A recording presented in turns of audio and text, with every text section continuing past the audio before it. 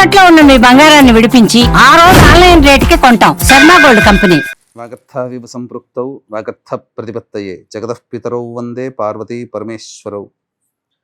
ఆదిత్యాయ చ సోమాయ మంగళాయ బుధాయ చ గురుశుక్రశనిభ్యశ్చరాహవే కేతవే నమః. శృంగేరి జగద్గురు పీఠాధిపతులకి, కంచి పీఠాధిపతులకి నమస్కారములు తెలియచేసుకుంటూ కార్యక్రమాన్ని ప్రారంభిద్దాం. ఇక వీక్షించేటువంటి సుమన్ టీవీ ప్రేక్షకులకి శుభాకాంక్షలు. ఎందుకనంటే ప్రతి వ్యక్తి కూడాను ఏదో ఒక రాశిలో జన్మిస్తారు కదా.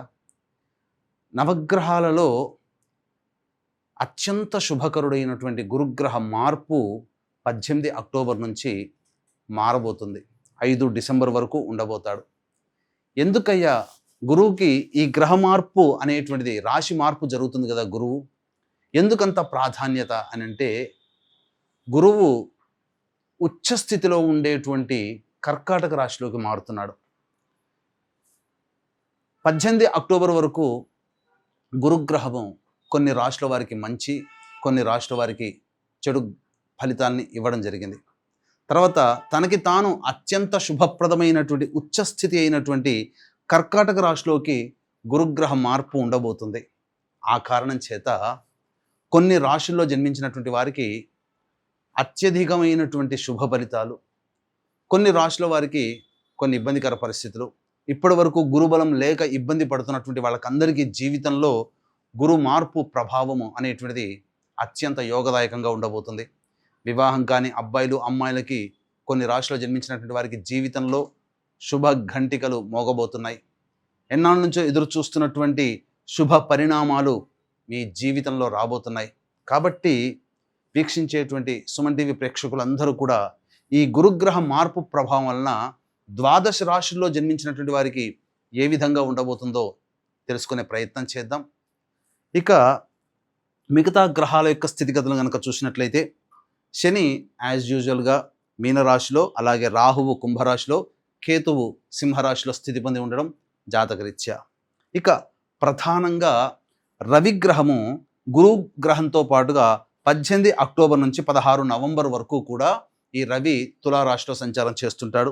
అలాగే 17 నవంబర్ నుంచి 15 డిసెంబర్ వరకు కూడా రవి ఈ యొక్క వృశ్చిక రాశిలోకి సంచారం చేస్తుంటాడు.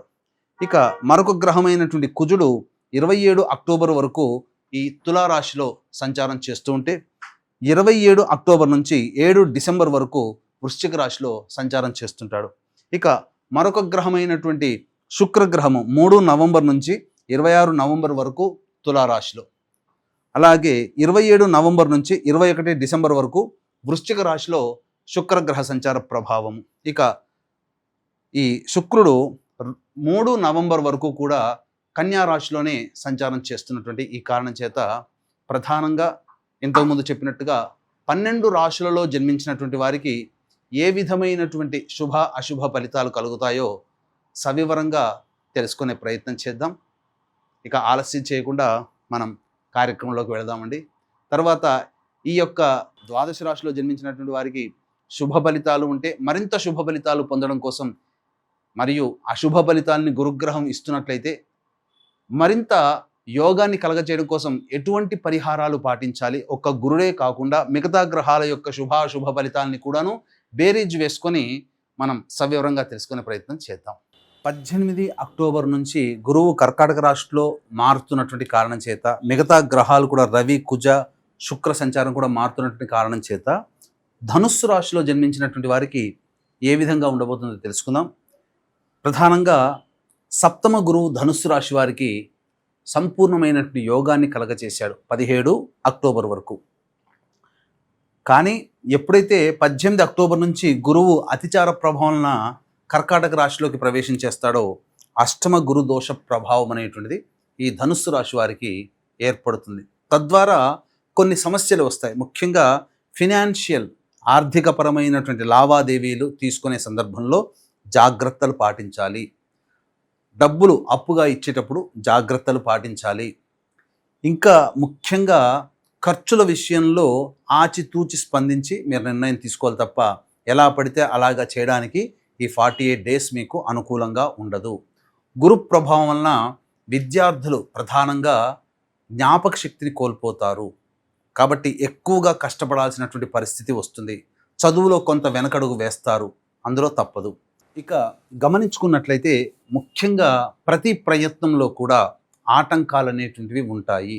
పూర్తిగా సంబంధ బాంధవ్యాల విషయంలో కొంత నిరుత్సాహం తప్పదు. జీవిత భాగస్వామి కావచ్చు, వ్యాపార భాగస్వామి కావచ్చు, కొంత ఒడిదుడుకులు అనేటివి ఎదుర్కోక తప్పదు. అన్నిటికంటే ముఖ్యంగా ఎసిడిటీ, ఇండైజెషన్ ప్రాబ్లంతో ఎక్కువగా అనారోగ్య సమస్యలతో సతమతం అవ్వాల్సినటువంటి పరిస్థితి ఈ యొక్క ధనుస్సు రాశి వారికి గురువు సంచార ప్రభావం వలన కలిగేటువంటిది. ముఖ్యంగా ఎలాగో అర్ధాష్టమ శని దోషం ఉన్నప్పటికీ కూడా గురువు 17 అక్టోబర్ వరకు యోగిస్తూ ఉన్నప్పటికీ గురువు కూడా అష్టమ రాశిలో స్థితి పొంది ఉండడం, శని కూడా స్తబ్దుగా అంటే ఎలాంటి దుష్ఫలితాలని ఇవ్వకుండా గురుగ్రహ ప్రభావం వలన తన యొక్క సహజమైనటువంటి అశుభాన్ని పక్కకు పెట్టుకున్న గురువు ఎప్పుడైతే పక్కకు తప్పుకున్నాడో శని ప్రభావము కూడా అర్ధాష్టమ శని ప్రభావము విపరీతమైనటువంటి కొంత కష్ట నష్టాల్ని తీసుకొచ్చే అవకాశం ఈ ధనుస్సు రాశిలో జన్మించినటువంటి వారికి ఉండబోతుంది. స్థాన చలనం కలిగే అవకాశము శని ప్రభావంలో కలుగుతుంది. వాహన నష్టము కానీ ఆస్తి నష్టము కానీ జరిగే అవకాశం ఉంది. కాబట్టి జాగ్రత్తలు పాటించండి. తల్లిగారి ఆరోగ్యం పట్ల శ్రద్ధ వహించాల్సినటువంటి పరిస్థితి. ఇక 18 అక్టోబర్ నుంచి 16 నవంబర్ వరకు రవి సంపూర్ణంగా యోగించబోతున్నాడు. కుజుడు కూడా 27 అక్టోబర్ నుంచి 27 అక్టోబర్ వరకు యోగించబోతున్నాడు.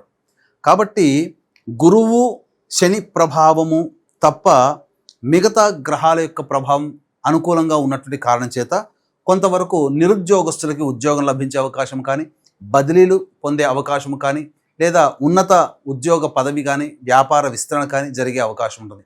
ఏది ఏమైనప్పటికీ కూడా ప్రధానంగా మేజర్గా చెప్పబడేటువంటి గురు శని యొక్క ప్రభావాలు అనుకూలంగా లేని కారణం చేత కొత్త కొత్త నిర్ణయాలు తీసుకోవడం అనేటువంటిది ఆచితూచి స్పందించడం చాలా మటుకు చూసుకోవాలి. ఎందుకంటే దుందుడుకుగా అనుకున్నదే తడవుగా చేసే ప్రయత్నము మీకు దెబ్బ కొట్టే అవకాశం. దీనికి తోబాటు 27 అక్టోబర్ నుంచి 7 డిసెంబర్ వరకు కుజుడు వ్యయస్థానంలో స్థితి పొంది ఉండడం, 17 నవంబర్ నుంచి 15 డిసెంబర్ వరకు కూడా రవి వ్యయస్థానంలో ఉండడం, ఈ కారణం చేత ప్రధానంగా చేస్తున్నటువంటి వృత్తి ఉద్యోగాల్లో మార్పులని అనేటువంటిది కోరుకోకుండా 17 నవంబర్ నుంచి జాగ్రత్తలు పాటించండి. 17 నవంబర్ నుంచి వృత్తి ఉద్యోగాల్లో మార్పులు కోరుకోకండి. నిరుద్యోగస్తులకి గడ్డు కాలము, ఉన్న ఉద్యోగంలోనే సంతృప్తితో కంటిన్యూ చేసే ప్రయత్నం చేయండి. మార్పు కావాలి అనుకున్నాడు 18 అక్టోబర్ నుంచి 16 నవంబర్ వరకు అనుకూలమైన సమయం. ఈ సమయంలో మీరు ఉద్యోగం మార్చుకోవచ్చు. కానీ 17 నవంబర్ నుంచి మాత్రం మార్పులు చేసుకోకండి, వ్యాపార విస్తరణ చేయకండి. ఏదైనా తప్పదు అనుకున్నప్పుడు మాత్రమే చాలా జాగ్రత్తగా అనుభవంలో ఉన్నటువంటి వ్యక్తుల సలహాలు సూచనలు పాటించండి. ఇప్పుడు చెప్పినటువంటి సమస్యలకి ఇంకా ఎక్కువగా సమస్యలు మీరు ఫేస్ చేస్తున్నారు అని అంటే అది మీ యొక్క జన్మజాతకంలో నడుస్తున్నటువంటి గ్రహ దశాంతర దశల ప్రభావాలు. కావున దగ్గరలోని మంచి ఉపాసనా పరులైనటువంటి జ్యోతిష్యులను సంప్రదించి వారి సలహాలు సూచనలు పాటించండి. ఏది ఏమైనా గురువు శని రవి కుజగ్రహ ప్రభావము అనుకూలముగా లేని కారణం చేత మీరు చాలా జాగ్రత్తలు పాటించాల్సినటువంటిది 5 డిసెంబర్ వరకు అని చెప్పవచ్చు. ఇక దైవానుగ్రహం తప్పనిసరి. ఇట్టి దైవానుగ్రహం అందరికీ అందించాలనేటువంటి ఒక సదుద్దేశంతో మన పీఠమాధ్వర్యంలో ప్రతి నెల సర్వదోష నివారణ పూజల హోమాలు అనేటువంటి చేయించడం జరుగుతుంది. 5 నవంబర్ రోజున కాశీ క్షేత్రంలో కార్తీక పౌర్ణమి రోజున, అలాగే 20 నవంబర్ శ్రీశైల క్షేత్రంలో కార్తీక అమావాస్య రోజున, 4 డిసెంబర్ మార్గశిర పౌర్ణమి రోజున దత్తక్షేత్రంలో సర్వదోష నివారణ పూజల హోమాలన్నింటిని జరిపించి మీకు మాలలు శక్తిపాతం చేసి ఇవ్వడం జరుగుతుంది. అవకాశం ఉన్న వాళ్ళు కార్యక్రమ తదనంతరం కాంటాక్ట్ చేసి పూర్తి వివరాలు తెలుసుకోవచ్చు. సర్వం శ్రీ ఉమామహేశ్వర పరబ్రహ్మార్పణమస్తు.